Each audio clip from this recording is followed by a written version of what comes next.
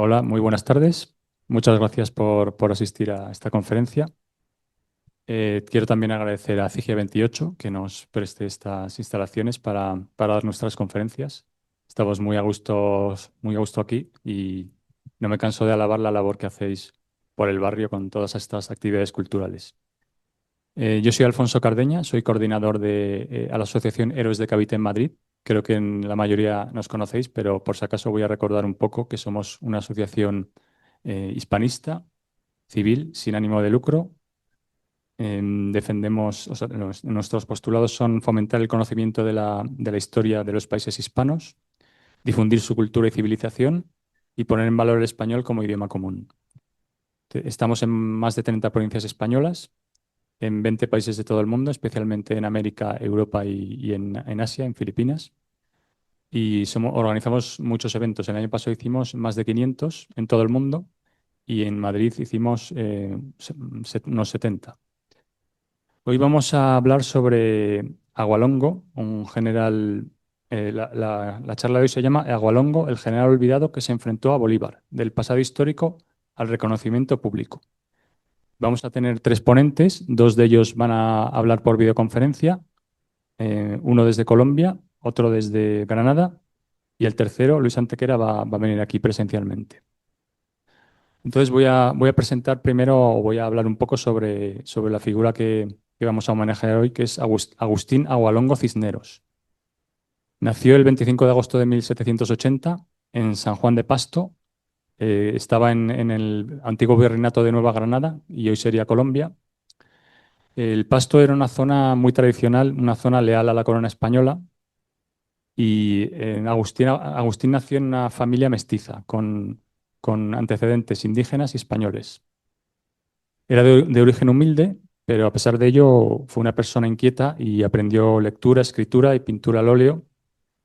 Y, y fue una persona muy implicada en la sociedad de la época.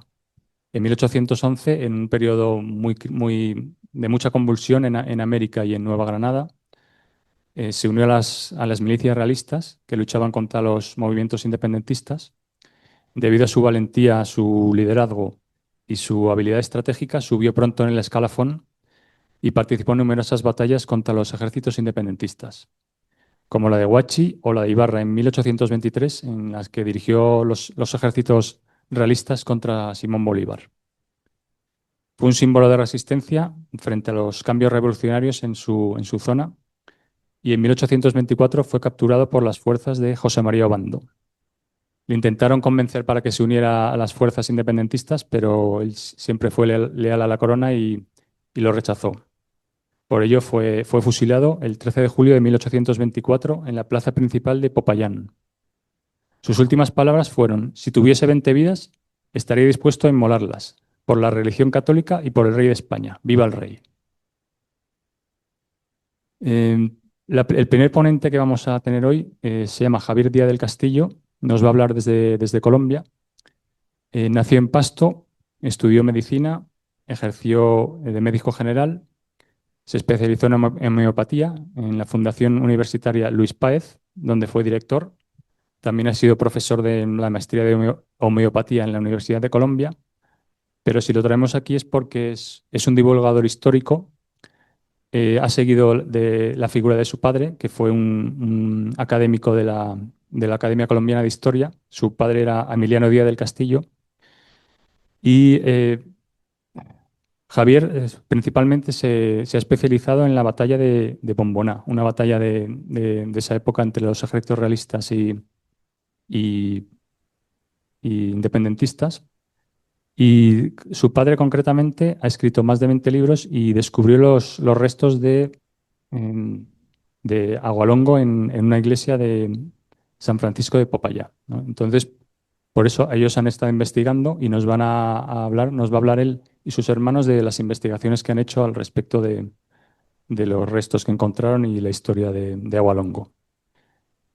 Por otro lado, vamos a tener a Antonio Soler, es un escultor, va a hacer una escultura. Bueno, si yo les he contado la historia antes de Agualongo y de Bolívar, una persona que no supiera de historia o no supiera mucho podría pensar que que Agualongo tiene muchas estatuas en España, porque fue la persona que defendió la corona española, y Bolívar pues no tiene, ¿no? Porque fue el que se opuso, pero es al revés, ¿no? En España hay bastantes estatuas de Bolívar, no hay ninguna de Agualongo. Concretamente en Madrid hay una en el Parque del Oeste y curiosamente la impulsaron en cuando estaba de alcalde de Madrid Arias Navarro. O sea que no es que haya venido a la izquierda a ponerla, sino que se hizo durante el franquismo. Entonces, para solucionar eso, o para, digamos, para corregir esa paradoja, se ha pensado en colocar una estatua de Abolongo en Madrid. Entonces, la persona que va o que se ha pensado para crearla es Antonio Soler, que es un escultor nacido en Lorca, tiene un estudio en Madrid, usa diferentes técnicas con el mármol. Se dice que sus estatuas o su obra tiene alma barroca y con un prisma expresionista. También ha trabajado en proyectos cinematográficos como la película Exodus, Dioses y Reyes de Ridley Scott. Participó en la Bienal de Florencia de 2019 y consiguió el segundo premio con la obra El sueño de Velázquez, que hizo junto a Pedro Sandoval. Y por último, vamos a tener a Luis Antequera, es un colaborador de Héroes de Cavite. Va a hablar sobre su charla o su ponencia, va a titularse Agualongo y la Hispanidad, propuesta de monumento en Madrid. Va a explicar las gestiones que ha hecho para que para que se pueda erigir ese monumento a Agualongo en Madrid. Luis Antequera es abogado y economista, ha trabajado 8 años en banca, es alférez de artillería, es periodista, tiene más de 2.500 artículos publicados, ha escrito 9 libros, entre ellos destaca La historia desconocida del descubrimiento de América, también ha escrito libros sobre la Pasión de Cristo, es director de 3 programas de radio, actualmente dirige Esta no es una semana cualquiera en Radio María, que habla de efemérides históricas. Es cantante en coros, fundó un coro Reina Isabel, fundó el Club de la Tertulia, o sea, es una persona absolutamente renacentista, hace de todo en el tema cultural y lo hace todo muy bien, ya lo verán ustedes. Bueno, y sin más, vamos a pasar la palabra a Javier Díaz del Castillo, desde Pasto, nos va a hablar, su charla va a titularse Agualongo, tras las huellas de un hombre olvidado, de un héroe olvidado. Javier, ¿nos escuchas? Sí, les escucho muy bien. Puedes empezar, tienes unos 50 minutos hasta las 8. Muchas gracias. A usted. Están viendo mi pantalla. Sí, la vemos perfectamente. Bueno, muy bien. Yo voy a hablarles de un libro de mi padre, Emiliano Díaz del Castillo, que como lo presentó Alfonso, era historiador. Entonces voy a hablar un poquito primero de él, acerca de él. Este, lo que yo presento es simplemente basado en el libro de mi padre, Agualongo, sus restos. Como dijo Alfonso, mi padre perteneció a muchas entidades, por ejemplo, estuvo en la Academia Nariñense de Historia, en la Academia Colombiana de Historia, en la Academia Colombiana Eclesiástica de Historia Eclesiástica, en la Academia Colombiana de la Lengua y también era correspondiente de la Real Academia de Historia de España. Recibió muchas condecoraciones durante su vida. Su trabajo básicamente fue en política y le apasionaba la historia, sobre todo la historia de nuestra región, de Pasto, que queda en el sur de Colombia y limita nuestra provincia o departamento con el Ecuador. Publicó, como se dijo, muchos libros, algunos títulos los pueden ver ahí, pero de los más importantes es Agualongo, sus restos, Agualongo el caudillo, este de por qué fueron realistas los pastuzos, que es un libro muy importante en que se explica por qué Agualongo y los pastuzos seguíamos siendo realistas en el tiempo de la independencia. Y también un libro de genealogía en 3 tomos sobre raíces del pueblo nariñense, todos los apellidos de nuestra región. Entonces, entrando ya en el tema de Agualongo, como dijo Alfonso, él se él entró a las milicias de Pasto, o sea, como un soldado voluntario sin ser realmente militar, en marzo de 1811. Y esto es importantísimo para la parte de sus restos, entender cómo fue la filiación cuando él entró al ejército. Dice Juan Agustín Agualongo, hijo legítimo de Gregorio Almeida y de Manuel, natural y vecino de esta ciudad de Pasto de la gobernación de Popayán. Su oficio, pintor al óleo. Su edad, más de 25 años. Su estado, casado pero divorciado legalmente. Su religión, católica apostólica romana. Su estatura, 5 pies.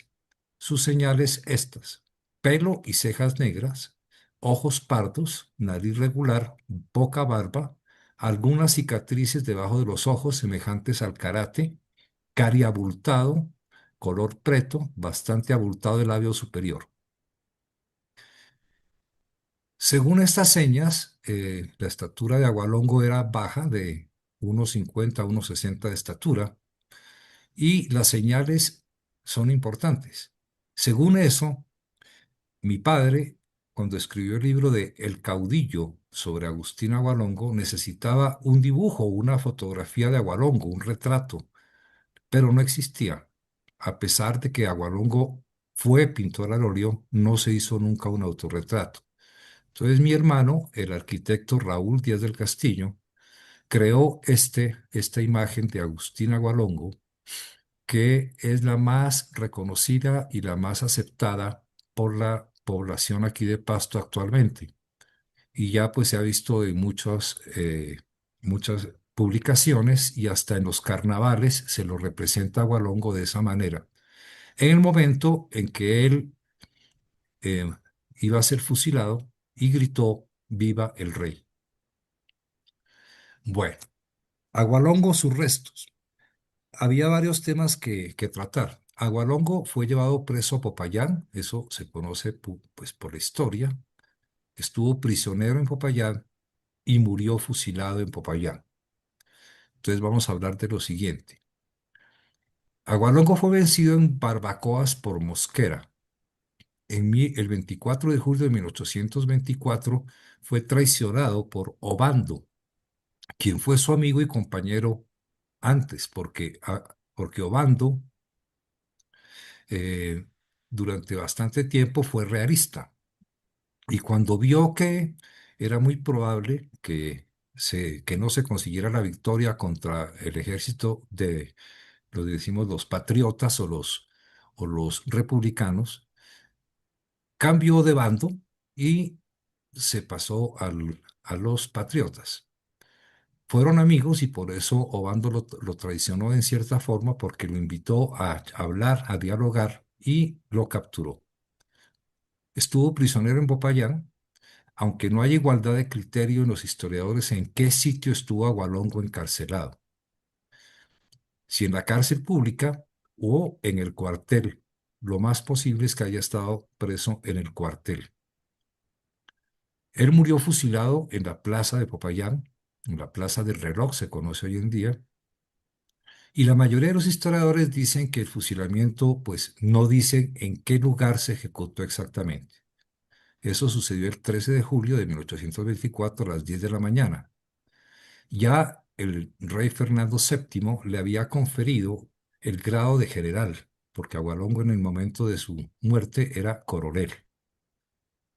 Él murió sin venda, de cara al sol, con sus compañeros de ejecución, vivando al rey como su legítimo soberano, y lo que ya se dijo: si tuviera 20 vidas, estaría dispuesto a inmolarlas por mi religión y por el rey de España. El cadáver de Agualongo fue inhumado. No se sabe si en la nave izquierda de la iglesia de San Francisco o en el cementerio de los franciscanos. Ese era el primer punto que tenía mi padre que resolver. Han sido inútiles las pesquisas para localizar la partida de función de Agualongo, y al parecer no se anotó en ninguna parte. El obispo de Popayán, Monseñor Jiménez de Enciso, intervino en favor de Agualongo. Esta es la iglesia de San Francisco de Popayán, la que están viendo en esta imagen. Ya le dije que Obando fue su amigo y su compañero, pero pues hablaba muy bien de Agualongo. Él dijo: hice los mayores esfuerzos porque fueran también indultados, por el respeto e interés que me inspiraba un guerrero valiente y generoso, cuyas hazañas y moderación había presenciado yo en aquella larga y obstinada guerra. Todo es relativo en este mundo, y Agualongo había sido demasiado grande en su teatro, tanto por su valor y constancia, como por la humanidad que había desplegado en competencia de tantas atrocidades ejercidas contra ellos. Mi padre, después de consultar a muchos historiadores y según los testimonios que vieron una placa de Agualongo, consideró que hay información directa o indirecta de haber visto una placa con el nombre de Agualongo en uno u otro lugar de la nave izquierda de San Francisco. Es decir, no fue enterrado en un cementerio, sino en la misma iglesia de San Francisco. El doctor Arcesio Aragón Quintero, jurista e historiador de Popayán, dijo: los restos de Agualongo están en la cripta del templo de San Francisco. Yo he visto la lápida con su nombre.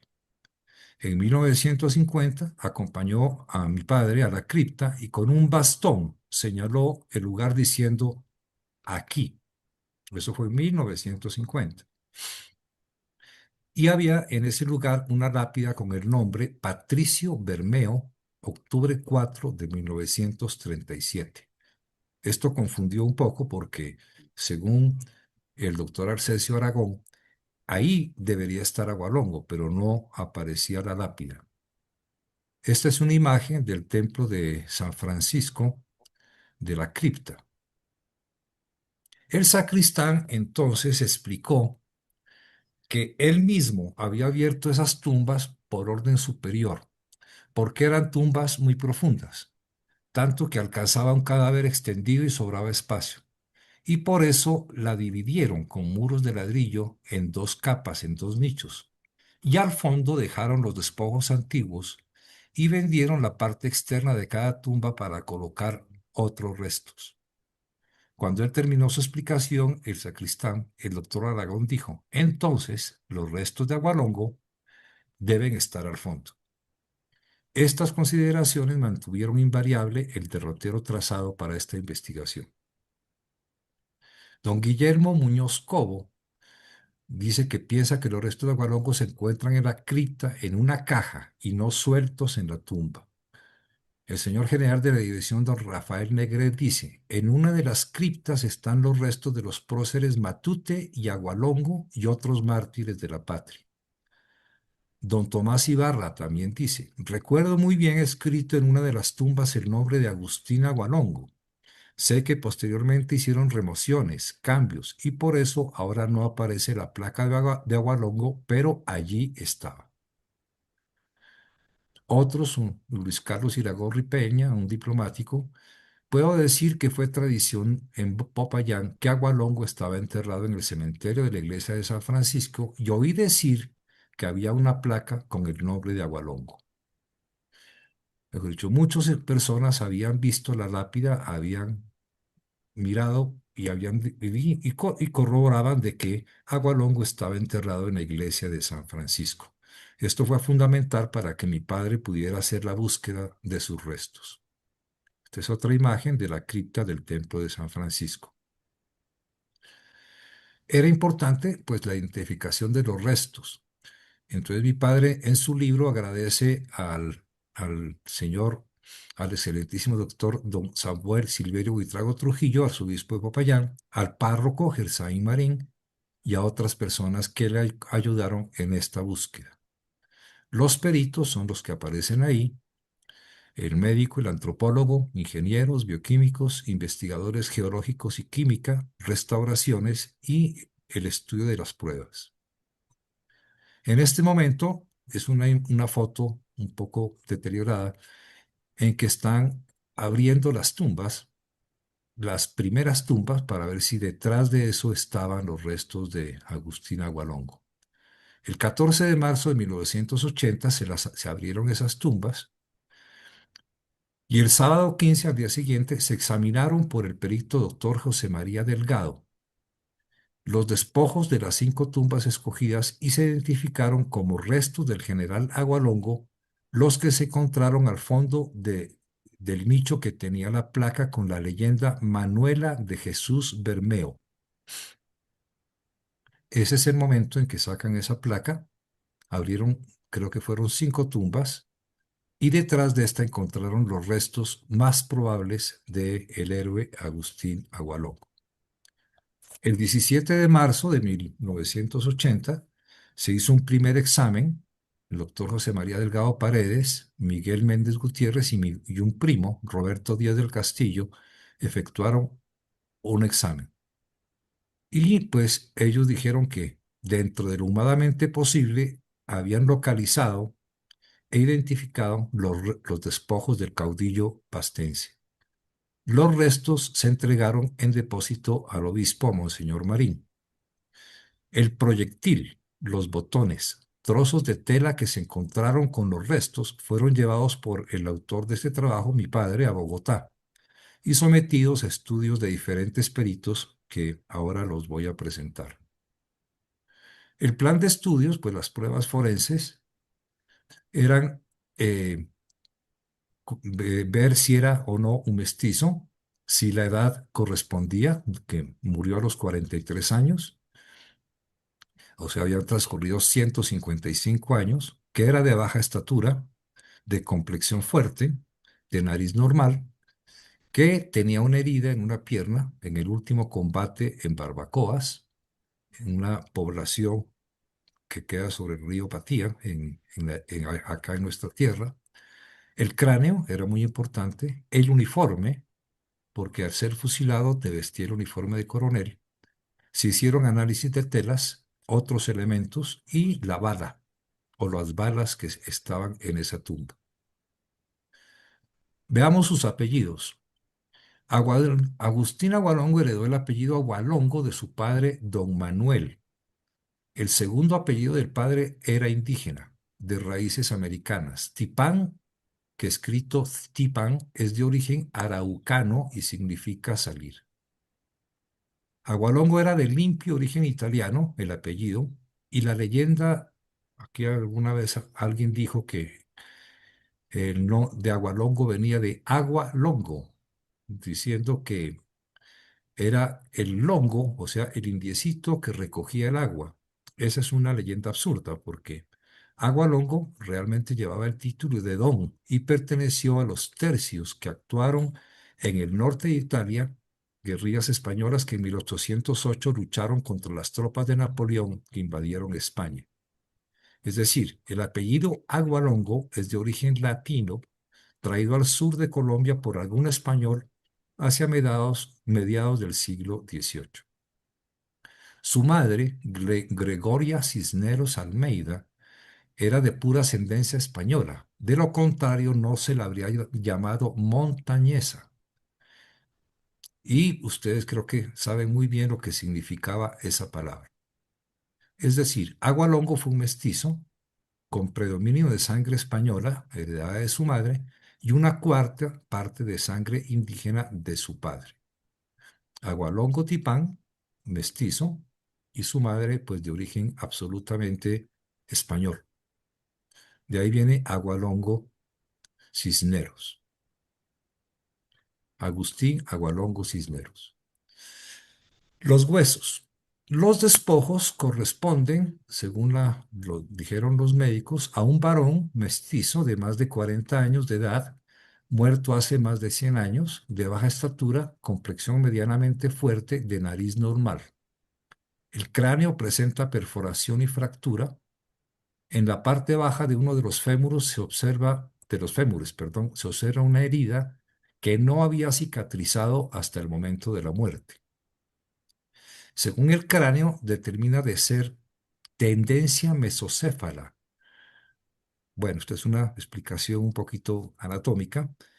Es decir, su forma corresponde al fruto de un mestizaje. en el cual los factores genéticos dominantes son propios de la raza caucasoide europea.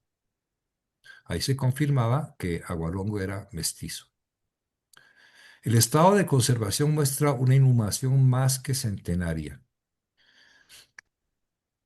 Entonces ya recuerdo aquí que él se inscribió en 1811 y decía su estatura de 5 pies. La estatura se calcula o se calculó por el tamaño de los huesos largos. Existe una fórmula que es la que está ahí, 2,38 por longitud del fémur más 2,47. Haciendo las cuentas da a 1,56,2 de altura. Y se calcula que su estatura estaba entre 1,52 y 1,60. La complexión. Los restos pertenecen a los de un individuo adulto de talla mediana, entre 1,58 y 1,60, de complexión medianamente robusta. Ahí se confirmaba que era muy probable que fueran los restos de Agustín Agualongo Cisneros. El fémur. La historia dice, no había sanado aún de la herida que le fue hecha en una pierna durante el ataque que se acababa de narrar. El reporte antropológico decía, un fémur que presenta hacia la parte inferior condilar una perforación alargada y estrecha, posiblemente de una herida abierta. El fémur es el primer hueso grande, el más largo de la pierna, y el cóndilo viene a ser la parte inferior, donde hay dos puntas, por decirlo así. Y Agualongo, pues los restos que se encontraron tenía esa fractura ahí.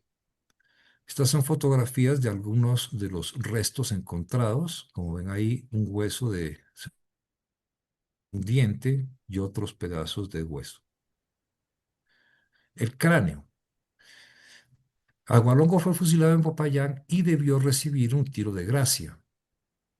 Acta de exhumación. Dice, el cráneo presentaba una gran abertura en forma alargada, rectangular, en el sentido vertical de 9,5 centímetros de longitud por 5 de ancho, en la región temporoparietal derecha, cuya parte inferior corresponde a una falta antigua de tejido óseo, y la ausencia ósea superior parece ser más reciente, posiblemente debido a golpes en la maniobra de exhumación.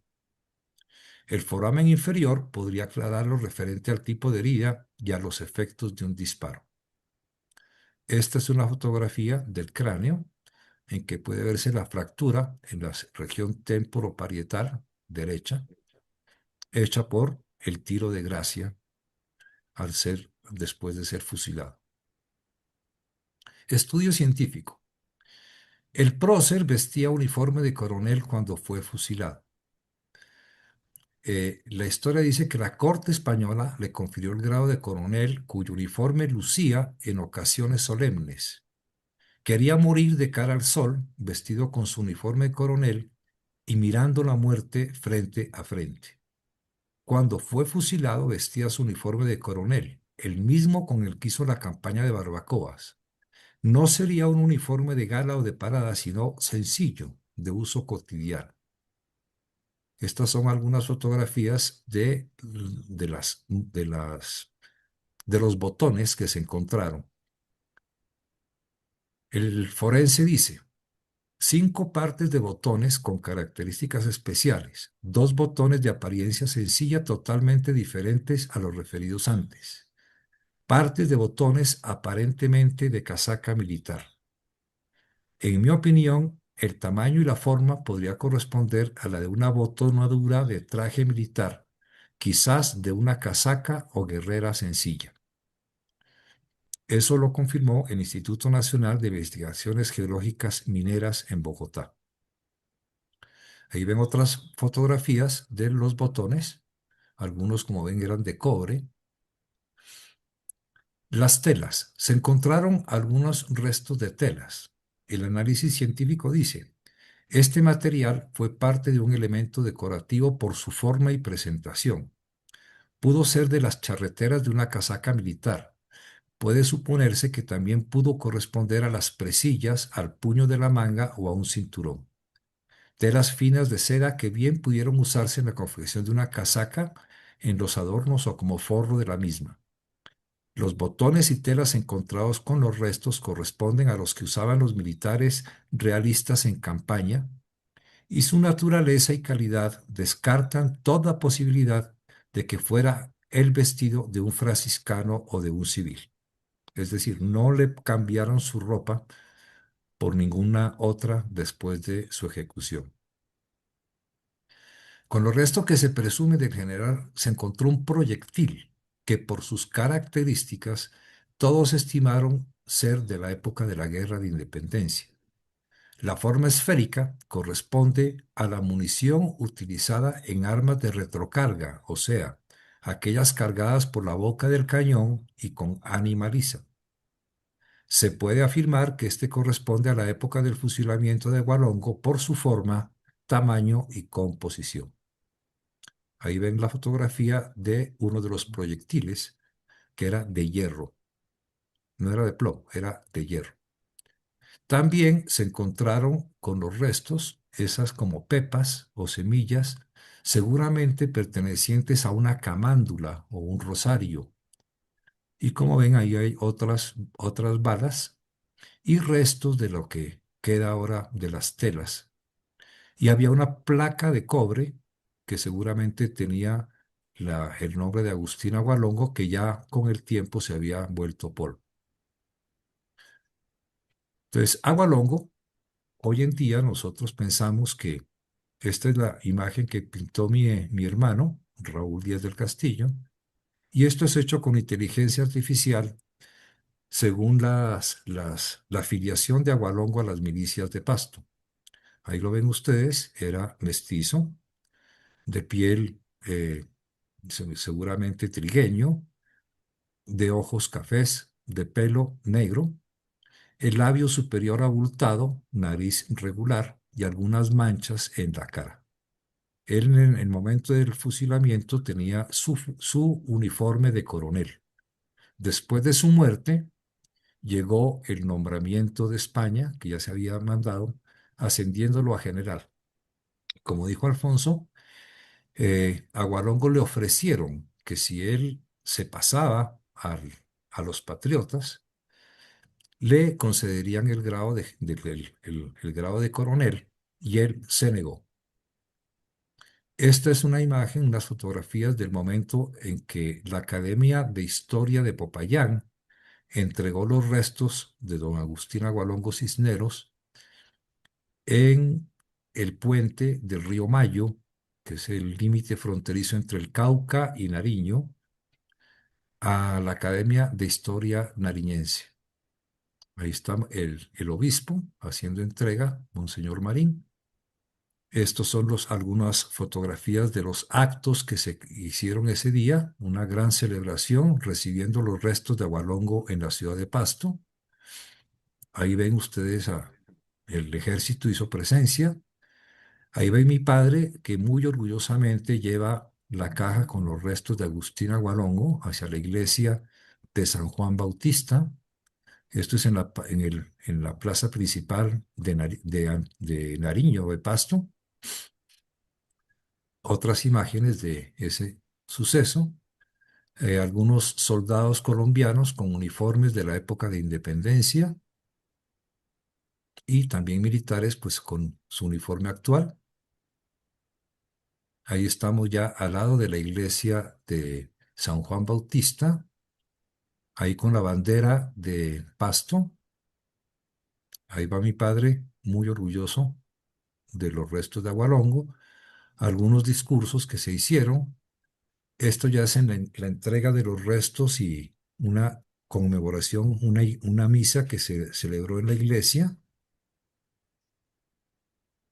con los restos de Agustín Agualongo, firmando las actas protocolarias sobre la entrega de los restos. Y este es el monumento que se hizo donde está actualmente los restos de Agustín Agualongo Cisneros, mi padre. Ese el diseño del monumento también fue hecha por mi hermano, el mismo que hizo el dibujo, Raúl Díaz del Castillo. Ahí ven ustedes dónde está Agustín Agualongo Cisneros. Aquí ven a mi padre con mi mamá, mi madre, y detrás se ve mi hermano Raúl y su esposa Gloria Román Calderón. Muchas gracias. Eso es todo lo que yo quería presentarles.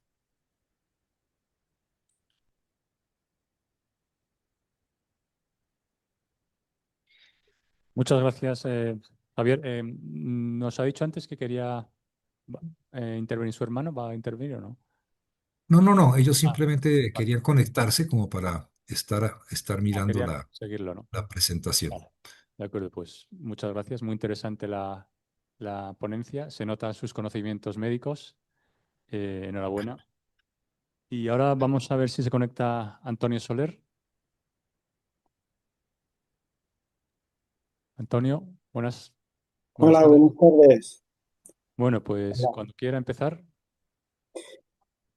Pues bueno, la escultura está hecha, está esculpida desde hace ya más de un año.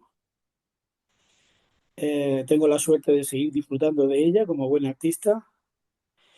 También agradecer y disculparme porque estoy en una zona con muy poca cobertura, haciendo un trabajo monumental. Y bueno, agradecer a la Asociación Héroes de Cavite, a Ángel Brenzal, a Manolo Martín y a todas las personas que han hecho posible este proyecto. Yo me meto en este proyecto por casualidad, estoy en redes sociales y estoy oyendo pues que hay dificultades para la realización. Creo que la cantidad en bronce era muy desorbitada y bueno, yo como trabajo el bronce, la madera y el mármol, pues desde hace ya casi, bueno, 30 y tantos años, pues decidí poner un escueto mensaje, oye, ¿habéis pensado en hacer la escultura en mármol? Que ahí no te ahorras el proceso del bronce y te ahorras muchísimos gastos. Y bueno, y a los pocos días pues me contactó Ángel y ahí empezó un poco las ganas de hacerle justicia a don Agustín Agualongo y como hispanista, que he sido desde siempre, pues me involucré y bueno, estuve ahí aportando todo lo que sé hacer. Y bueno, la escultura, he mandado un vídeo para que se vea todo el proceso. Está hecha a mano, es un bloque de 5 toneladas de mármol, tallado a mano, debajo de un chopo de 15 metros. Y bueno, tuve tiempo esos 3 meses de trabajo intenso, sin descansar los fines de semana, pues que doné a la asociación gustosamente, por supuesto, pues en ese diálogo que yo tuve en privado con don Agustín y aparte también pues con unas limitaciones de información que me hizo un poco también, quizá vinieron bien para que haya salido la escultura que creo que expresa muy bien lo que era él. Hay un texto que tengo a disposición que la describe y bueno, y creo que es una escultura que merece estar en un sitio donde se la aprecie y se le dé el homenaje, el merecido homenaje que se le debía haber dado desde hace muchos años a don Agustín Agualongo. Antonio, ¿tienes algo más que añadir? No, no, hay un vídeo que es el principal, que es el de Héroes de Cavite, que hice para Héroes de Cavite, que se ve la escultura. Eso simplemente son partes del proceso. Mandé el vídeo principal donde se ve desde el principio hasta el final la escultura. Si lo podéis poner, lo tenéis ahí seguro. Digo porque le va a gustar a la gente ver a resurgida a don Agustín. Bueno, anécdota es esa que bueno, he tenido que inventar un poco, bueno, inventar, ¿no? Ha sido en el buen sentido. He intentado, pues, dentro de ese diálogo en silencio con el mármol, he intentado pues documentarme de manera personal bueno, acercarme un poco a lo que era el diseño, que el diseño es completamente mío y en talla directa. La talla directa significa que no hay un boceto previo, ni hay nada preparado, simplemente hay una inspiración y esa inspiración es la que yo traslado al mármol. En la parte de atrás ahí está eh, la bandera con la Cruz de Borgoña y con la Cruz de San Andrés. Y le puse un rosario en el cuello porque todo la información que me iba llegando pues iba trasladándola a la escultura. Me documenté sobre la espada, que mide en mármol exactamente lo que mide la real de un coronel. Y bueno, ha sido un poco también el, lo bonito de este proyecto ha sido sobre todo la gente que me ha rodeado, Antonio Melguizo, Ángel Benzar, Manolo Martín y toda la gente. Y bueno, que hemos hecho un equipo de gente con muchas ganas de sacar esto adelante de manera altruista, ¿eh? Porque lo único que se ha hecho, gracias a un promotor principal, bueno, ya lo he nombrado, ha sido pues hacer la realidad. Hay pocos artistas que se presten a esto, pero la convicción va mucho más allá del tema económico en muchos casos, ¿no? De los artistas tenemos ese, digamos, ese defecto de que también nos mueve el corazón. Entonces, bueno, en este caso ha sido un trabajo muy duro porque hay que tener en cuenta que se le han quitado 2 toneladas de mármol a golpes, 2 toneladas, y bueno, y ha sido también una experiencia muy bonita, muy gratificante para mí. Si se puede ver el vídeo, la gente le dará sentido a mis palabras para que vea un poco lo que es coger un bloque de 5 toneladas ¿Qué? y esculpirlo. Vale, pues vamos a ver si lo conseguimos poner. Mientras tanto, mientras encontramos el vídeo, yo sugiero que aprovechemos el tiempo si alguna de las personas quiere hacer alguna pregunta a alguno de los dos, la podemos ir Claro, haciendo. un Yo, placer. se me ocurre una a don Javier. ¿Me escucha, Javier? Sí, te escucho. Sí, bueno, a mí se me ocurre la pregunta de ¿qué imagen tiene Agustín Agualongo en su ciudad? ¿Es querido en el Pasto? No, claro, para nosotros es nuestro héroe principal. Nosotros hemos protestado, la gente en Pasto sigue, por decirlo así, seguimos siendo realistas, ¿no? Y las convicciones, mi padre escribió un libro, como les dije, que ¿por qué fueron realistas los pastuzos? Y entonces en Pasto se lo tiene como realmente como lo que es un héroe y una representación de la fiereza de nuestro pueblo y de su realismo a toda prueba. Desgraciadamente en Pasto no existen ni estatuas ni imágenes de Agustín Agualongo, aparte de la que ustedes usaron para la presentación, que no nos gusta porque se ve una persona muy indígena y Agualongo era mestizo. Y como les decía, la imagen que se usa de Agualongo es la que hizo mi hermano, que ya se las presenté y se las mandé también al chat o al WhatsApp. Esa es la imagen que tenemos. Bolívar, por ejemplo, Simón Bolívar tenía una estatua, pero se escondió, se guardó. Solamente existe un parque que se llama Parque Bolívar, pero no existen estatuas de Bolívar en la ciudad. Sí hay estatuas de Antonio Nariño, que según la historia, pues Antonio Nariño fue uno de los que atacó a Pasto, fue derrotado en Pasto, fue tomado prisionero y posteriormente, gracias a la bondad y generosidad de la gente de Pasto, se le perdonó la vida, que la orden era fusilarlo. Y Antonio Nariño finalmente fue enviado preso hasta España. Y tengo entendido que en España, pues, logró fugarse y regresar a Colombia. Él nunca agradeció a Nariño, ni mucho a la gente de mi tierra, ni a Pasto, que le hayan perdonado la vida, pero no existen imágenes. Y la gente en Pasto sigue con ese espíritu todavía de entender que había muchas razones para ser realistas, ¿no? Son interesantes las razones. Yo tengo una presentación extra, pues que la tengo lista, pero no la presenté, sobre la vida de Agustín Agualongo, un poquito más detallada y ahí se podría entender las razones por las cuales la gente en Pasto en esa época seguía apoyando al rey Fernando VII, que es muy interesante, ¿no? Muchas gracias. Creo que tenemos ya el vídeo.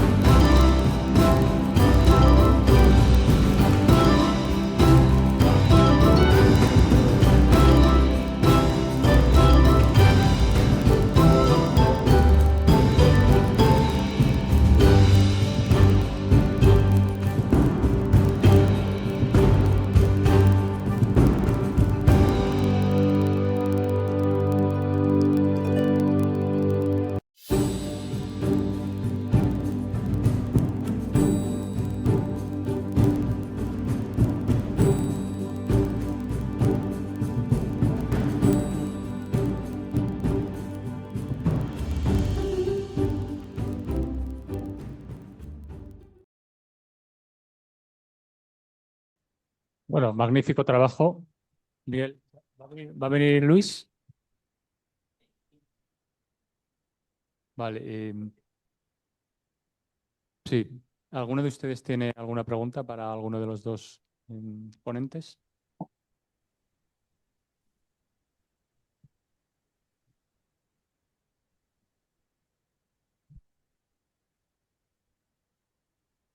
Buenas tardes. Tocayo, Antonio, has hablado de un diálogo interno mientras estabas. Bueno, yo humildemente también compongo música, tengo una cierta afinidad por el tema artístico. ¿Qué has sentido? ¿Cuál era ese diálogo interno a medida que estabas trabajando? Quitando lo que sobraba, que diría Miguel Ángel. Eh, se me oye bien, ¿no? Sí, Sí. Bueno, pues el diálogo es porque algunas veces ese silencio, ese dejarme trabajar, esa falta también de contaminación, entre comillas, en el buen sentido, de una obra, de un artista, pues lleva a la consecución de la obra que actualmente que habéis visto en un momento en el vídeo. También ha sido un acercamiento por mi parte a la hispanidad y a esta creencia, ¿no? Sobre la historia y sobre lo que amamos, ¿no? Entonces, ha sido un poco descubrir también un personaje, porque claro, decía Miguel Ángel que le sobra, que le quitan lo que le sobra, pero realmente Agustina Bolongo estaba ahí. Y realmente cuando trajeron el bloque tan bonito de mármol de Macael, porque hay que tener en cuenta que esos mármol de Macael es un mármol muy difícil de trabajar, mucho más duro, con un grano más grueso, no es un mármol de Carrara, ¿eh? Que estamos acostumbrados a ver las esculturas de Miguel Ángel y de todos los sitios con mármol de Carrara. Esto es un mármol de Macael, con mucho gusto, ¿eh? Pero que ya digo que ha sido una lucha, no solo el material. De hecho, cuando he mandado algún vídeo a algún sitio, me han dicho, pero sé que parece metal del golpe. Si habéis oído las cinceladas, parece metal de lo duro que es. Pero ha sido muy bonito, ha sido un encuentro y que se me permita decirlo así, entre el personaje al que había leído, investigado, me habían mandado muy poca información y mi manera de trabajar, ¿no? Entonces ha sido un poco verlo surgir del mármol y ha sido una cosa muy bonita, ¿no? Y aparte, ya digo que lo he trabajado prácticamente en silencio y con muchísima libertad en este caso, y es una escultura que para mí es muy, muy especial. He hecho muchas en mi vida y monumentales y sigo haciéndolas, pero para mí ha sido una escultura muy, muy, muy, muy especial, a la que no voy a olvidar nunca. Y aparte ya digo que también se ha llevado mucha sangre también de Antonio Soler, porque nadie sabe que cuando estamos esculpiendo las heridas son constantes y el artista se va limpiando y sigue trabajando y sigue quitando mármol, el que le sobra, como decimos. Un diálogo muy, muy bonito. El que vea la escultura lo va a entender, estoy seguro.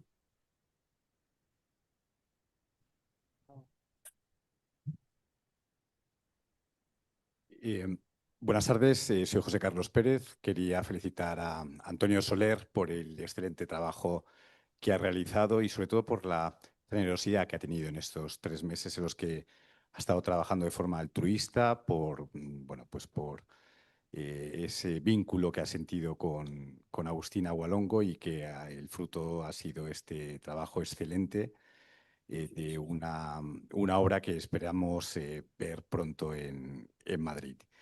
Em, Me gustaría formularle una pregunta a Javier Díaz del Castillo y felicitarle por su exposición que ha sido fantástica.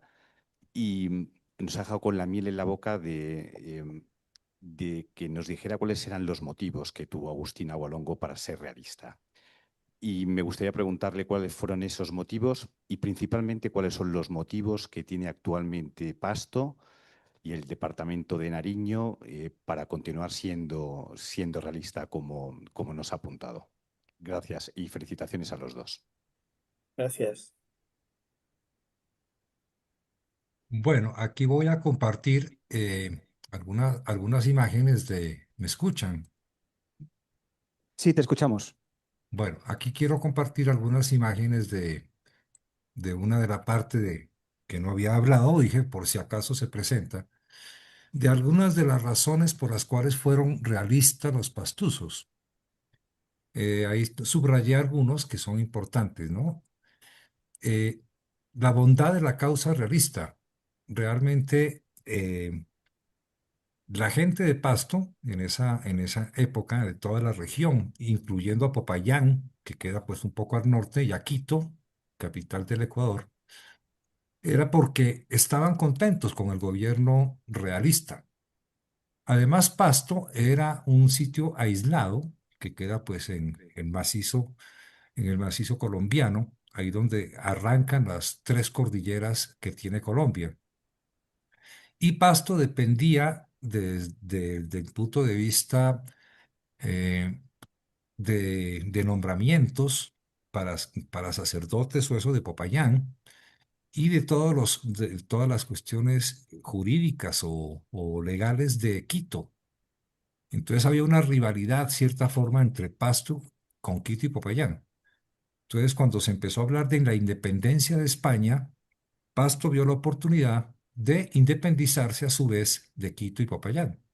Ese es un punto importante. Ahora, había un profundo respeto por lo religioso y todavía existe mucho en Pasto. Se ve mucha religiosidad. Y al juramento. Cualquier juramento que uno haga lo hace ante Dios. Y mucha gente había jurado fidelidad a España y al rey. Entonces, aunque de pronto estaban de acuerdo con las ideas de independencia, no podían romper ese juramento. Era parte de los principios que tenía la gente acá. Ahora, como les digo, había muy buen trato por parte digamos, realistas nacidos en España y de los criollos, o sea, los españoles, pues ya que nacieron en Colombia, por los indios, por los indígenas y los mestizos. Además, era muy importante que Pasto fue víctima de muchas injusticias y traiciones. Entonces, yo tenía una charla pues que tenía preparada, pero pues ya me antecedieron sobre la vida de Agualongo, en que explicaba que se hicieron tratados entre Bolívar y don Basilio Modesto García, que nos interesa mucho porque fue el realista, el coronel Basilio Modesto García, el coronel que defendió a Pasto en las últimas batallas, incluyendo la batalla de Bomboná. Se hizo un tratado con Bolívar en que se nos concedía todo lo que se solicitó y todo fue violado, todo se lo pasaron, como decimos acá, se lo pasaron por la galleta, todo. Bolívar no cumplió absolutamente con nada. Tomó prisioneros, utilizó a la gente de Pasto para su ejército, para la victoria o para la independencia del Perú. Entonces había muchas contradicciones, muchos engaños, muchas traiciones. Y fuera de eso, pues el valor de la gente de Pasto, ¿no? Agualongo realmente fue un héroe porque en 1823, después de que se firmó el tratado y que se presume que ya Nariño o esta región de Pasto era independiente, eh, a pesar de ver todas las injusticias, no sé si conocieron ustedes el caso de la Navidad Trágica, el 24 de diciembre de 1822, en que se mató y se violaron todas las reglas de la guerra, se atacó a Pasto, hicieron robos, pues los independentistas, como dicen ustedes, y Pasto fue masacrado realmente de una manera espantosa, que todavía eso se recuerda aquí en la ciudad. Y esas son algunas de las razones por las cuales la gente de Pasto sigue sintiendo simpatía por Agustín Agualongo y muy poca simpatía por los llamados héroes de la independencia de Colombia. No sé si satisface mi explicación. Muchas gracias, Javier. Yo en realidad voy a hacer una intervención muy breve. Un poco desconozco lo que se ha dicho hasta ahora, pero imagino que va a ser perfectamente compatible con lo que voy a decir yo a partir de ahora. Voy a hablar de esa estatua maravillosa que se le ha hecho a la figura de Agustín Agualongo en España. Yo tuve la ocasión maravillosa, nunca quedaré suficientemente agradecido, de participar hace año y medio ya en Colombia en un congreso que se hizo precisamente como consecuencia del bicentenario del fusilamiento de Agustín Agualongo, un auténtico héroe español, hispano, españolista, realista, católico, como quieran ustedes contemplarlo. Dio una verdadera lección de patriotismo, de entrega, de generosidad y sobre todo lo que nos dio a todos es la oportunidad de creernos eso que tantas veces decimos, de que las guerras de secesión americanas no fueron unas guerras entre españoles e indígenas, sino que fueron realmente yo las resumo de la siguiente manera, unas guerras civiles entre españoles que perdieron los indígenas y que ganaron los ingleses. Fíjense ustedes lo que les digo.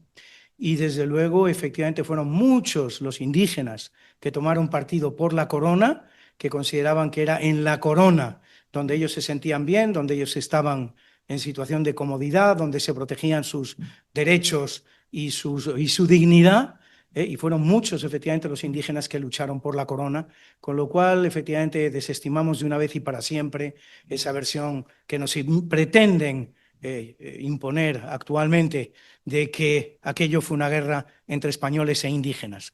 Para nada. Es más, muy probablemente, si hacemos el recuento, los indígenas tomaron más bien partido por la corona, por fe católica, si quieren ustedes también, por España en definitiva, por el Partido Realista, que por el Partido Secesionista. No me voy a extender mucho, voy a hacer una cosa que es bastante sencilla, no me gusta mucho leer, me gusta más hablar cuando doy estas charlas, pero en esta ocasión creo que estoy obligado a leer un poco. Les voy a leer dos documentos, uno de ellos es precisamente la carta que se envía desde Héroes de Cavite al Ayuntamiento de Madrid, tratando de conseguir que el Ayuntamiento de Madrid le dé un lugar en su urbanismo, en su geografía, a esta estatua maravillosa de Antonio Soler, representando a este gran caudillo hispanoamericano, realista y católico que fue Agustín Agualongo, y luego les voy a leer también la carta de respuesta del Ayuntamiento de Madrid. Y haré una pequeña observación al tema y terminaremos porque, bueno, llevan ustedes aquí tiempo, han escuchado seguramente cosas interesantísimas. Lo que les voy a contar pues no deja de tener su interés, porque efectivamente hay una asociación, Héroes de Cavite, preocupada por poner en valor la obra hispanista en América y por poner en valor a los grandes próceres, a los grandes héroes de esa obra. Bien, la Asociación Héroes de Cavite manda una carta al Ayuntamiento de Madrid que firma nuestro presidente Ángel Benzal, en la que se dirige al Ayuntamiento en los siguientes términos. Excelentísimo señor alcalde, me dirijo a usted en calidad de presidente de la Asociación Cultural Héroes de Cavite, entidad hispanista comprometida con la defensa del legado histórico, cultural y territorial compartido por España y los países hispanohablantes. Con motivo del bicentenario de la muerte del general Agustín Agualongo Cisneros, destacado líder militar de origen indígena, fiel defensor de la corona española durante las guerras de independencia hispanoamericanas, nuestra asociación ha promovido la creación de una escultura monumental en su honor. Este proyecto no busca solamente conmemorar su figura, sino fortalecer y reivindicar los lazos históricos y culturales entre España e Hispanoamérica. Gracias a una suscripción popular hemos encomendado esta importante obra al prestigioso escultor Antonio Soler, quien ha empleado 3 meses de dedicación altruista para realizarlo en mármol blanco de Macael. Me imagino al bueno de Antonio buscando ese bloque de mármol blanco de Macael, como lo hacía en otros tiempos precisamente el gran Miguel Ángel, buscando ese bloque de mármol en el que estaba escondida la figura de Miguel Ángel, como el propio Miguel Ángel, la figura del David, como el propio Miguel Ángel nos lo dijo. Mediante la exigente técnica de talla directa manual, sin utilizar moldes ni maquinaria industrial. En el dossier adjunto podrá apreciar la calidad artística y simbólica de la obra, etcétera, etcétera, etcétera. Agustín Agualongo, incansable y heroico defensor de la integridad territorial de España hasta su captura y ejecución en 1824, ejecución, por cierto, probablemente han tenido ustedes ya ocasión de escucharlo, absolutamente heroica. Se le dio la oportunidad de no ser ejecutado, simplemente con pasarse al otro bando, murió gritando viva el rey, viva la religión católica, y sin saber el hombre que ya era general, tenía la graduación de coronel. Me imagino que todo esto ya ha sido dicho, por lo cual no me extiendo demasiado. Merece un reconocimiento en la capital del país por el que entregó su vida, que no es otro que España, la gran España de aquellas épocas, 20 millones de kilómetros cuadrados en España, en América, en Asia, en África, en tantos lugares del mundo. Sorprendentemente, y quizás como consecuencia de la persistente leyenda negra, no se conoce que Madrid cuente actualmente con ningún reconocimiento que honre su memoria. Por ello hemos considerado que la capital del país, que tanto amó, es el lugar idóneo para acoger esta escultura. Su emplazamiento en un espacio destacado de la ciudad permitirá divulgar la figura de tan insigne defensor de nuestra historia común ante las generaciones actuales y futuras. En este sentido, ofrecemos orgullosamente esta valiosa obra de arte a la ciudad de Madrid y a todos los madrileños, solicitando respetuosamente su mediación personal para asegurar que la escultura sea emplazada en un lugar acorde a la relevancia histórica del personaje representado.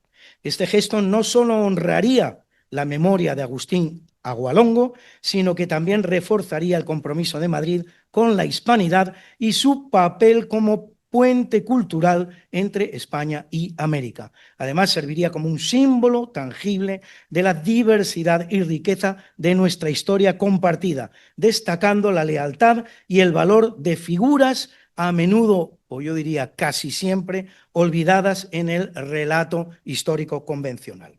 Se despide don Ángel Benzal y recibimos en la Asociación Héroes de Cavite la siguiente respuesta después del acuerdo que se toma en el seno de la Comisión de Calidad del Paisaje Urbano el 16 de diciembre de 2025, es decir, hace apenas 3 meses y poco.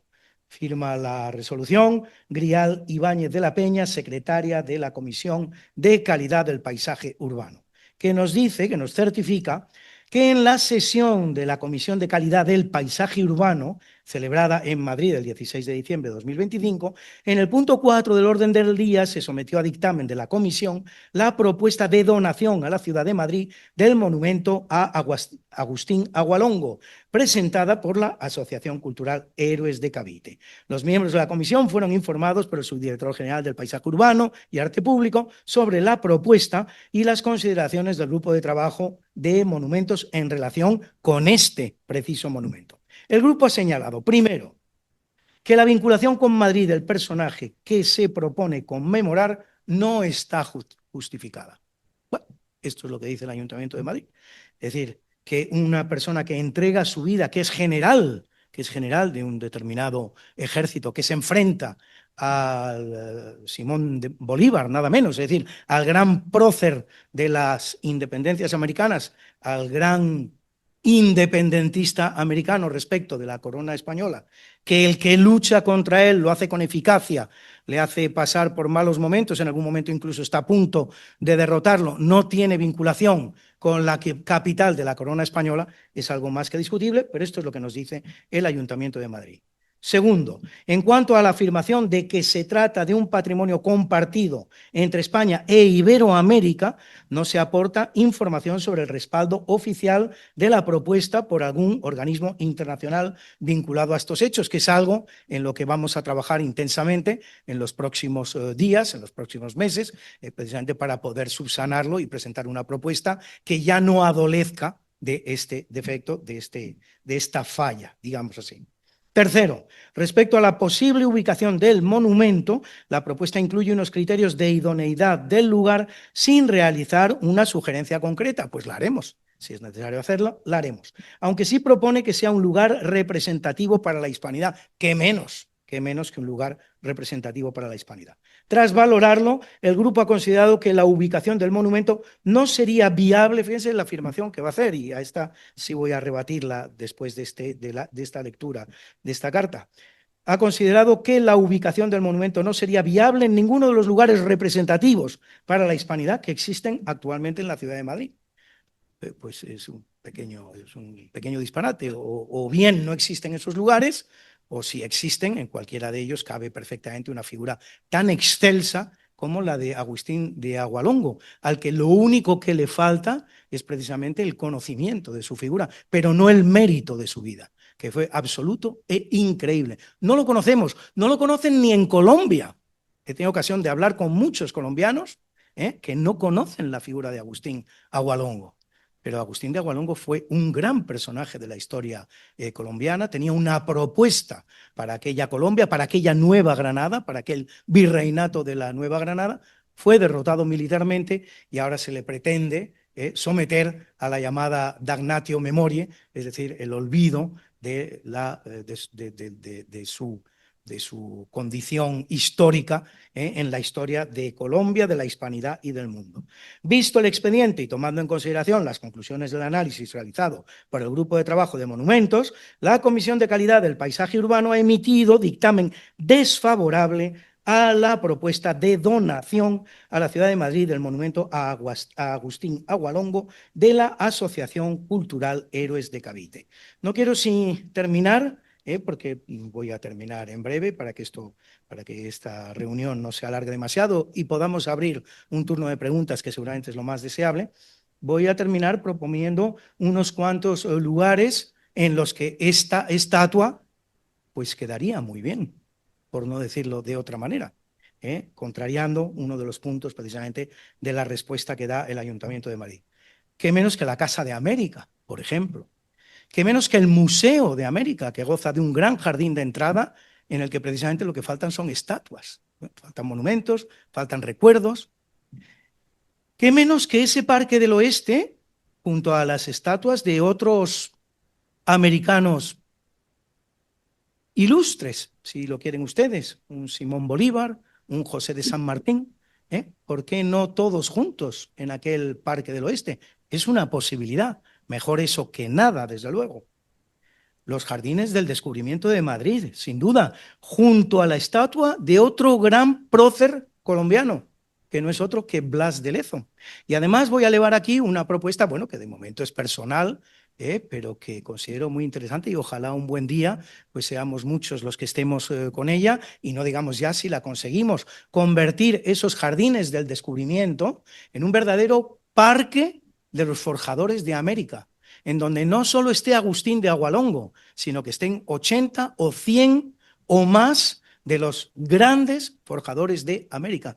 Esto sería algo absolutamente precioso, similar, si quieren ustedes, un poco a lo que tenemos ya en la Plaza de Oriente, con esa representación de tantos reyes españoles, que por cierto, 5 de ellos fueron regalados a Navarra, regalados por la ciudad de Madrid a Navarra, fueron colocados de manera muy bella y muy elegante y muy digna en el Paseo Sarasate, y al día de hoy se procede a removerlos. Lo menos que debe hacer, y aprovecho también para hacer una nueva propuesta, la ciudad de Madrid, es reclamar la devolución de aquellos reyes que fueron regalados a la ciudad de Pamplona, en la comunidad autónoma de Navarra, y que al día de hoy van a ir a un mero almacén de Navarra, porque el gobierno actual de la ciudad considera que los 5 reyes de Navarra pues, no son personajes suficientemente dignos como para estar representados en las calles de Pamplona. ¿Por qué no la calle Colombia? Hay una calle Colombia en Madrid. ¿Por qué no colocar en ella la figura de un prócer, de un héroe, como fue precisamente el caso de Agustín Agualongo? ¿Por qué no la estación de metro de Colombia? En Roma acaban de abrir una nueva estación del Coliseo, que es un museo de obras de arte. ¿Por qué no hacer algo parecido en Madrid con las obras de arte que tenemos en los almacenes del ayuntamiento, con la representación de tantos héroes olvidados por la ciudad de Madrid, entre los cuales Agustín Agualongo? ¿Y por qué no directamente la dedicación de una calle a la ciudad de Pasto, que tan leal fue a la corona española y a la religión católica? Y en esa calle de la ciudad de Pasto, emplazada en cualquier lugar de Madrid, se están abriendo multitud de nuevas calles en Madrid, también, pues precisamente la figura de nuestro prócer. Voy a terminar ya simplemente haciendo una cosa a la que me siento obligado, que es mencionar todas aquellas personas con las que estuve en el Congreso de Colombia, en el Congreso de la ciudad de Pasto, precisamente conmemorando la figura de nuestro Agustín de Agualongo, que están haciendo verdaderos esfuerzos ímprobos por recuperar la figura de este gran héroe, de este heroico personaje, con las que compartí ese congreso. No quiero... Me había prometido a mí mismo hacer una cita de todos los que me invitaron, de todos los que estuvieron conmigo allí, con todos aquellos con los que participé en ese congreso, que son Edgar Salazar, Silvio Pereira, Enrique Herrera, Sandra de la Aspriella, Ricardo Revelo, Patricio Lons, Manolo Martín, Mónica Sarralde, Nila Pereira, Nancy Cárdenas y Liliana Pereira. Y muchas gracias, y yo creo que se da por abierto el coloquio, ¿no, Miguel? Bueno, pues muchísimas gracias. Gracias. Gracias.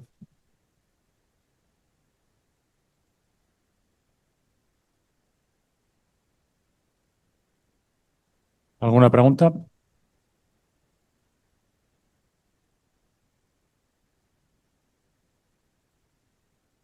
Hola, buenas. Mi nombre es Ángel. Quería preguntar, bueno, ¿por qué, por ejemplo, en este caso, no ponemos la estatua, como siempre al final, pagamos a traidores, como por ejemplo como San Martín y como Simón Bolívar, que los tenemos en el Parque del Oeste? Yo trabajo en el ayuntamiento y he ido en más de una ocasión, los días de América, a ponerle las puñeteras coronas de laurel, que a mí me dolían las tripas, pero bueno, son cosas que no entiendo. ¿Por qué no se propone el quitar a estos traidores y poner a gente que valga la pena. No sé, a lo mejor es una idiotez mía, pero es que siempre cuando he ido en el ayuntamiento, he ido a poner las coronas de laurel, pues me duelen las tripas. Pues sí, yo estoy completamente de acuerdo. Madrid no es una ciudad sin estatuas. El otro día precisamente tuve la ocasión de discutirlo con mi hermano Gonzalo, que me convenció de que efectivamente son muchas las estatuas que existen en Madrid, porque a mí me parece que son pocas, ¿eh? Pero desde luego lo que están es mal elegidas. Están mal elegidas. Fíjense ustedes que en Madrid falta un gran monumento a Felipe II. Un gran monumento a Felipe II. No estoy hablando del Felipito ese que estaba en la plaza de la Armería entre la Catedral de la Almudena y el Palacio Real, que hasta eso quitaron. Era un niño, lo llamaban de hecho el niño Felipe o algo así, era un poco como se le llamaba en los ambientes madrileños. No hablo de eso. Estoy hablando de uno de los grandes monumentos de Europa, al nivel de un monumento a Nelson en Trafalgar, en la plaza de Trafalgar en Londres, al nivel, fíjense ustedes, de un monumento al Marqués de Pombal en Lisboa. Vayan ustedes a ver el monumento al Marqués de Pombal en Lisboa. Es una maravilla, es espectacular. Pues yo reclamo lo mismo para Felipe II y para tantos conquistadores, para todos aquellos que hicieron los grandes siglos de la historia de España, el 16, el 17, el 18, en menor medida el 19, no están. Hay muchas estatuas en Madrid, muchas, pero están muy mal elegidas. Personajes, algunos de ellos, cuya obra no tuvo prácticamente ninguna trascendencia. No sabemos ni quiénes son. Muchos personajes que perjudicaron a España, que le hicieron daño a España. No los voy a mencionar, tengo en mente dos, pero hay dos personajes de las secesiones americanas que son en estos momentos los personajes más representados a nivel español. Hay una especie de lucha, de pelea, de combate entre las ciudades españolas por ponerles un monumento y solo perjudicaron a España. No hicieron nada bueno por ella. No voy a decir quiénes son, pero sé perfectamente de quién estoy hablando. Y no hay estatuas a Hernán Cortés, no hay estatuas a Francisco de Pizarro, no hay estatuas a los hermanos Pinzón, no hay estatuas a Urdaneta, no hay estatuas a tantísimos personajes, a Agustín de Agualongo. Sí, finalmente estoy totalmente de acuerdo. Hay muchas estatuas en Madrid, pero están muy mal elegidas.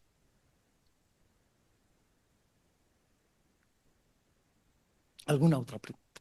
Pero no para mí, para los ponentes anteriores también. Ya. Ah, sí. Muy bien, muy bien. No, pues.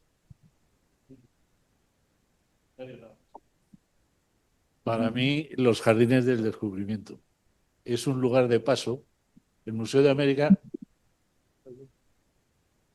sí, el Museo de América está bien, pero no es un lugar de paso. Los museos el Jardín del Descubrimiento, de todos los que has citado, me parece el más oportuno. ¿Qué duda cabe? Al lado de Blas de Lezo. Al lado de Blas de Lezo. Solamente es un lugar de paso de turistas, de pequeños.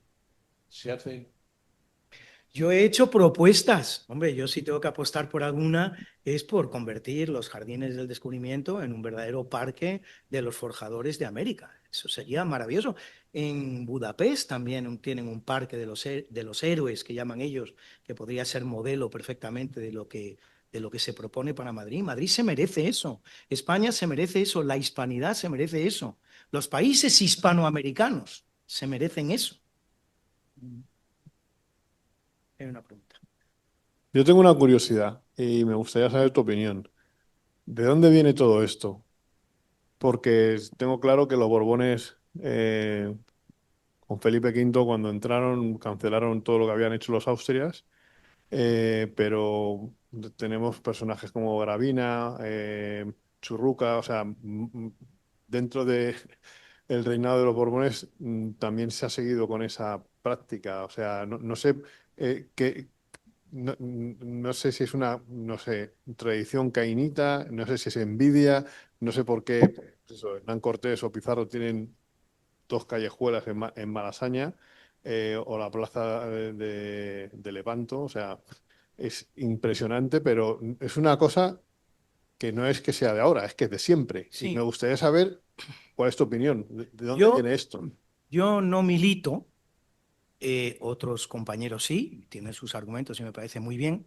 Yo no milito en la línea de denostar la obra de los Borbones frente a la de los Habsburgo. Cada uno hizo, lo que era acorde a su tiempo. Ambos tuvieron grandes aciertos, ambos tuvieron grandes errores.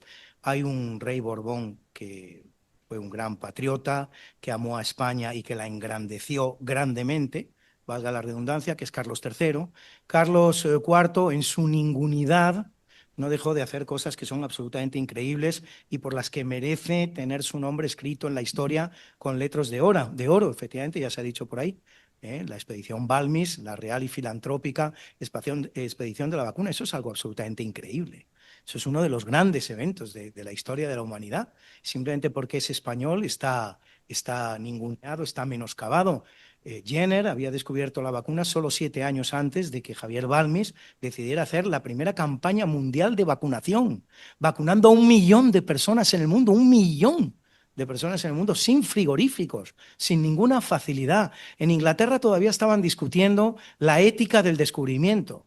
Si era ético que un virus animal extraído de otro animal fuera inoculado en un cuerpo humano, qué se podía hacer con esa vacuna, hasta dónde se podía y se debía llegar.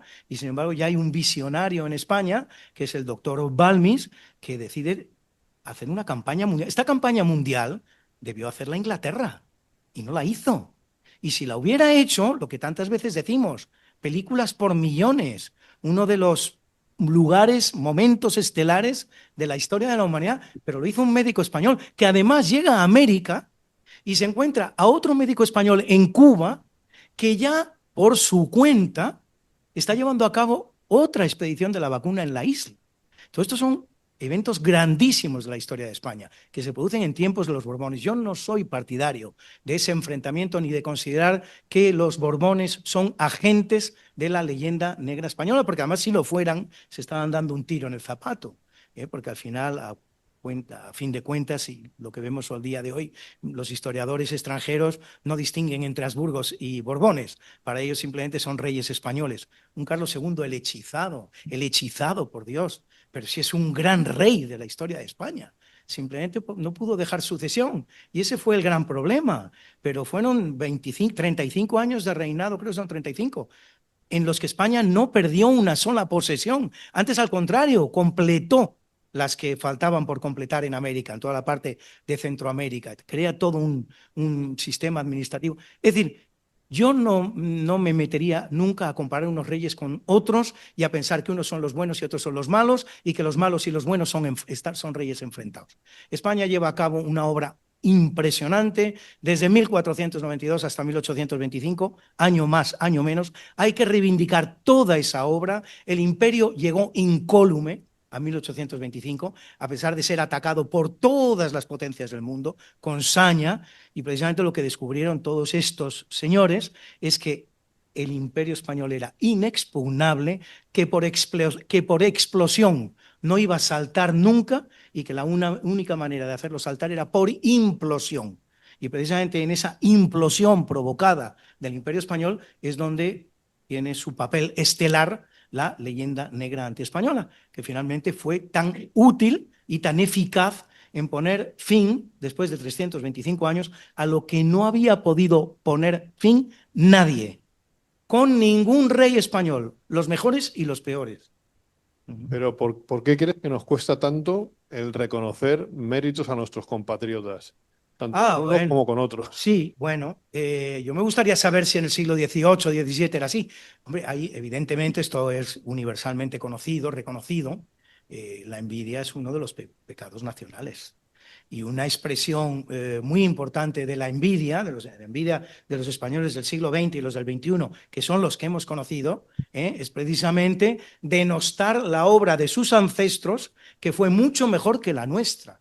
Esto se hace también por envidia. Somos un pueblo envidioso. No somos el único pueblo envidioso, ojo, ¿eh? La envidia existe en todas partes, tampoco vayamos, pero evidentemente es uno de los rasgos que adorna el carácter español, que adorna o no adorna el carácter español. Y luego la propia decadencia también lleva a eso.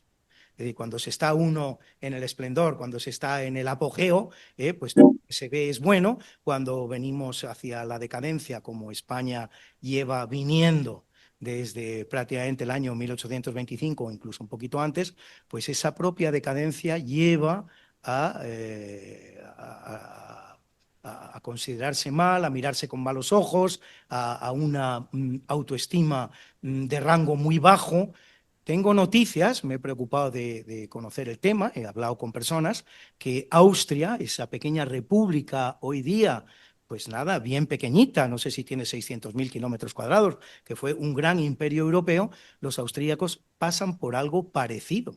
Si comparan su propia historia con la de los siglos XIX en este caso, y si quieren ustedes incluso XVIII, incluso antes, y llegan un poquito al mismo sentimiento que tenemos los españoles, de denostar nuestra historia, de despreciarla. Es una reacción casi lógica desde un punto de vista psicológico, sociológico, humano.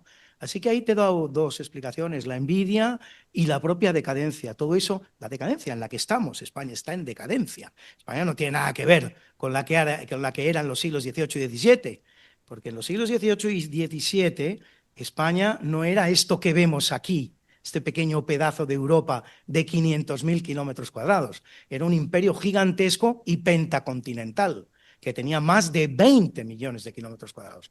Lo que nos pasa a nosotros en España nos hace muchas veces pensar que solo nos pasa a nosotros, pero también le está pasando a todos los pueblos hermanos, más allá del Atlántico y más allá del Pacífico. Están todos en la misma situación.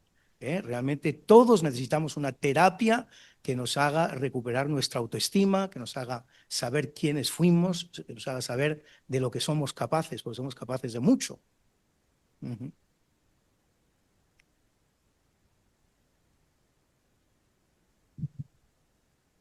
Hola, buenas. Otra vez vuelvo a preguntar.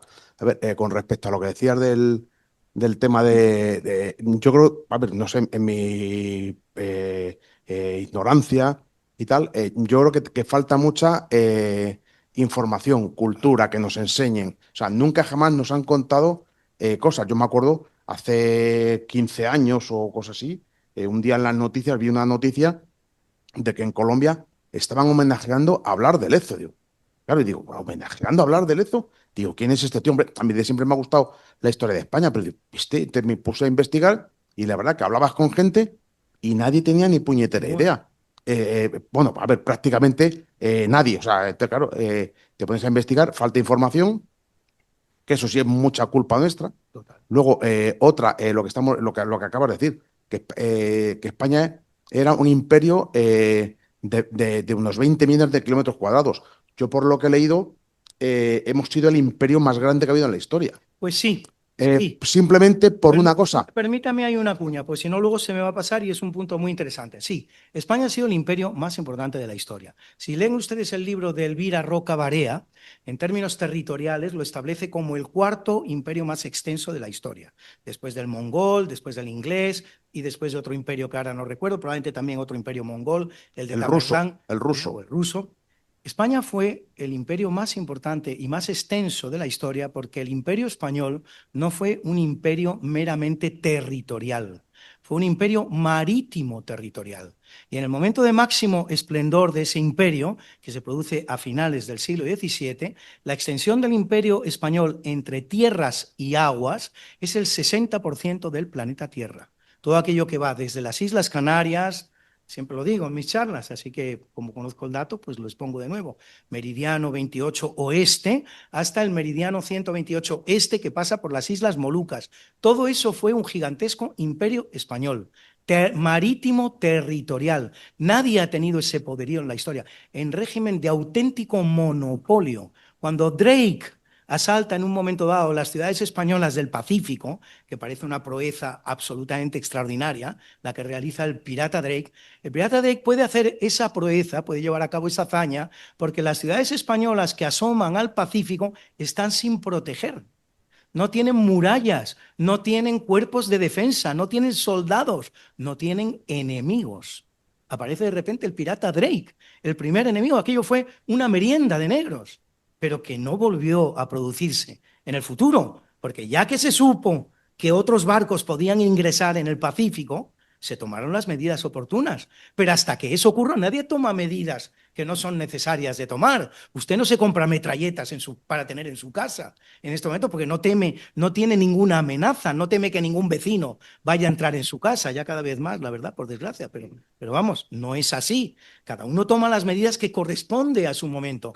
Y España, en aquel momento que el pirata Drake, por fin, 60 años después de que lo hiciera Magallanes, entra en el Pacífico, no tiene enemigos en el Pacífico. Es el auténtico lago español, aunque no se lo llamara así, ¿eh? Ojo, que esto del lago español, la gente cree que es una denominación que se utilizaba en el siglo XVI, XVII, XVIII, es una denominación literaria que se empieza a utilizar en el siglo XIX, pero que se corresponde muy bien con la realidad.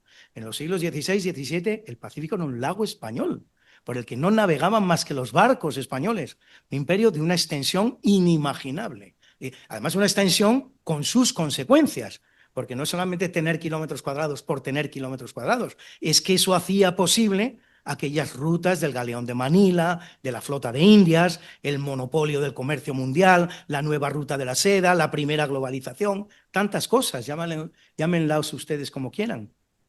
Sí, no, que yo lo que había leído era que España, como somos, por ejemplo, siempre se ha catalogado el imperio inglés, porque los ingleses, primero, claro, que ellos no descubrieron ni Australia, ni descubrieron las Islas Hawái, ni descubrieron nada, pero ellos directamente, como decían, no sé dónde lo leí, lo marcaban con rótulo grande, con rotulador grande. Nosotros marcamos el sitio que pisamos, aunque estuviera descubierto, pero como no habíamos llegado, ellos, sin embargo, esto lo hemos visto, Australia entera, si no habéis pisado nada más que habéis puesto completamente cierto. El pie en una playa, vale, sí, pero el resto ya es nuestro, a tomar por saco. Es completamente cierto. Claro, Australia lo descubrimos nosotros,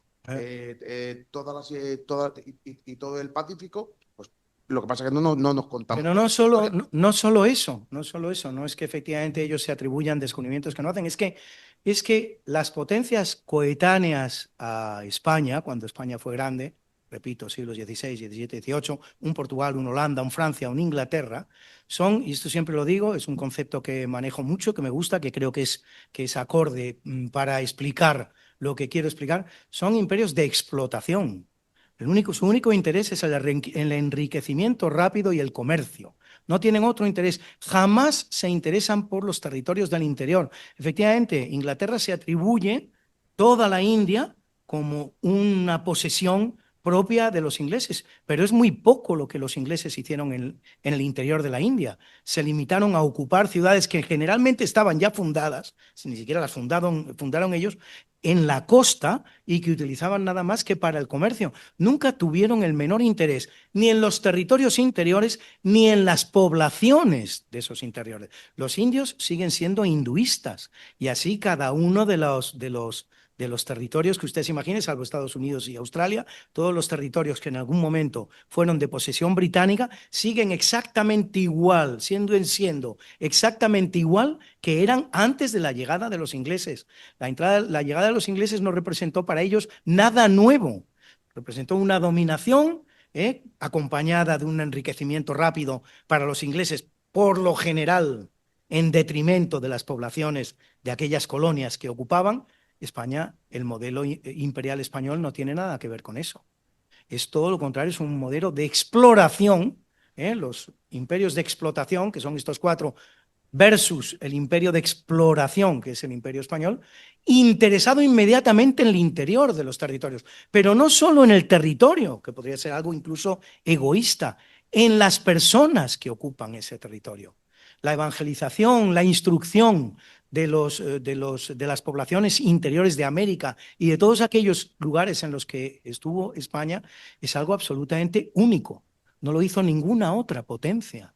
España realmente españolizó América. Hay una América anterior a la llegada de los españoles y hay una América posterior a la llegada de los españoles. Y además con las poblaciones preexistentes, porque otras potencias han llegado a conseguir que esos territorios que ocupaban fueran distintos antes de su llegada y después de su llegada, pero eliminando el elemento personal preexistente, que es el caso de Estados Unidos, es el caso de Australia, donde las poblaciones originarias, en el caso de Estados Unidos, no llegan al 1%, en el caso de Australia no llegan al 4%. En donde estuvo España, esas poblaciones originarias son mayoritarias, y no solo mayoritarias, sino que encima están misturadas, están mezcladas, están mestizadas. Es una obra única la que hizo España, que ya querrían haber hecho todos los demás para poder presumir de ella. Pero como no pueden, pues entonces la niegan, la ocultan, la menoscaban, hasta el extremo de que algún mestizo hispanoamericano pueda llegar a decir el disparate de que la América española sería mejor si la hubieran colonizado los ingleses, porque se miran en el espejo de los Estados Unidos. Bueno, lo primero que ocurriría si lo hubieran ocupado los ingleses, suponiendo que aquel México, que aquella Guatemala, que aquella Argentina, que aquel Uruguay fueran mejores de lo que eran antes, suponiendo eso, el que no estaría allí es usted. Usted no estaría. Estaría un señor blanco. Y a lo mejor era mejor, no le voy a decir que no, pero sin usted. Con usted, no. Precisamente está así porque España respetó las poblaciones preexistentes, cosa que no hicieron las demás potencias. Bueno, esto se está... Ahí hay una pregunta, cuando queráis ponemos fin, pero yo encantado, vamos.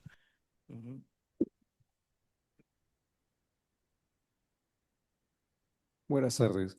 Mi pregunta va para el señor Javier Díaz.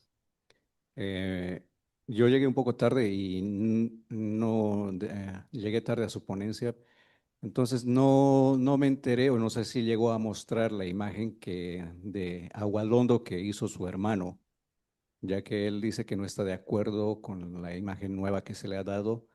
Pues me gustaría saber cómo más o menos él o su hermano ve a Agualondo o cree que fue como fue precisamente, ¿no? Esa sería mi pregunta. Gracias.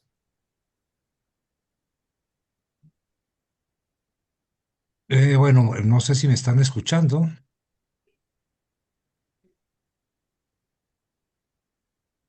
Sí, te estamos escuchando. ¿Y tú nosotros? Sí, sí, sí, los escucho. A ver si puedo compartir aquí algo para que...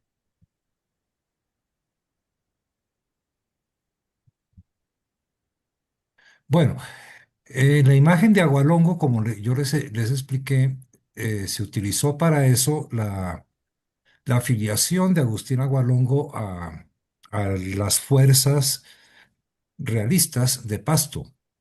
Cuando Pasto se vio, ¿están viendo mi presentación o no?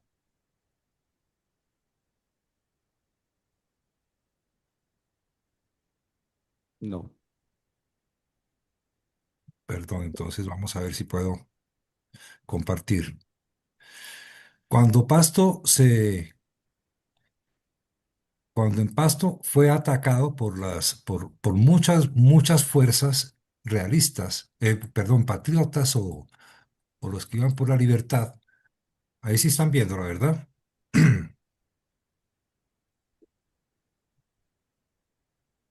Sí. Pasto fue atacado muchas veces y nunca se le respetó su derecho al libre albedrío de los pueblos, porque Pasto siempre quería el diálogo con los que lo atacaban y querían que Pasto se independizara de España a la fuerza, no por su libre voluntad y su libre albedrío. Y Pasto siempre rechazó esos ataques y venció a todos los que atacaron a Pasto, incluyendo, como le decía Antonio Nariño, a, a Macaulay, que fue un americano que peleó con los patriotas. También a Agustín, Caicedo y Cuero, que el héroe de la población de Cali, de la ciudad de Cali en Colombia, que fue también tomado prisionero y fusilado en Pasto.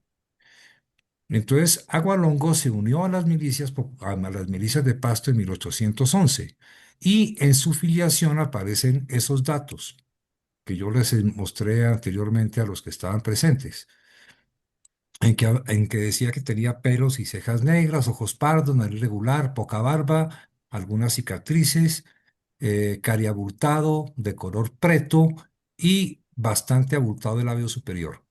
Cuando mi padre, el historiador, quería y pues sacó su libro sobre Agustín Agualongo, el caudillo, necesitaba una imagen de Agualongo.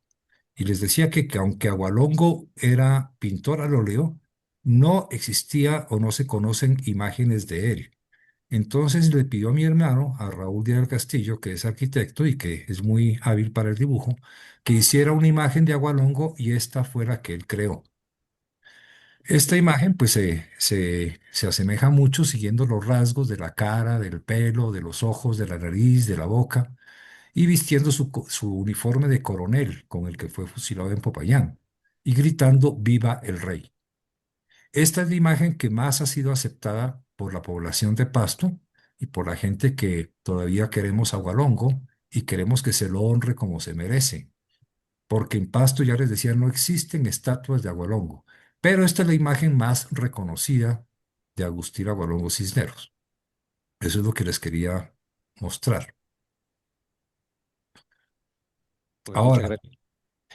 yo les mostré también que ya haciendo una imagen con inteligencia artificial, este podría ser una imagen más realista de Agustín Agualongo, siguiendo las mismas características de los únicos datos que existen sobre su fisionomía, que son los que ya les he narrado, ¿no?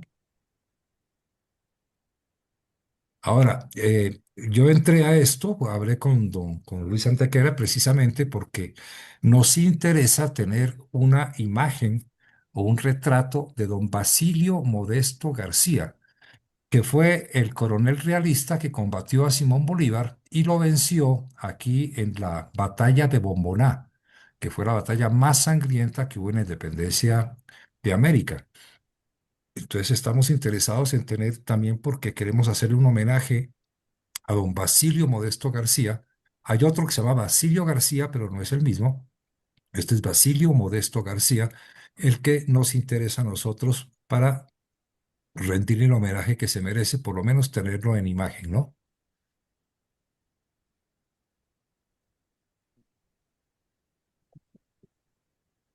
Vale, muchas gracias. ¿Alguna pregunta?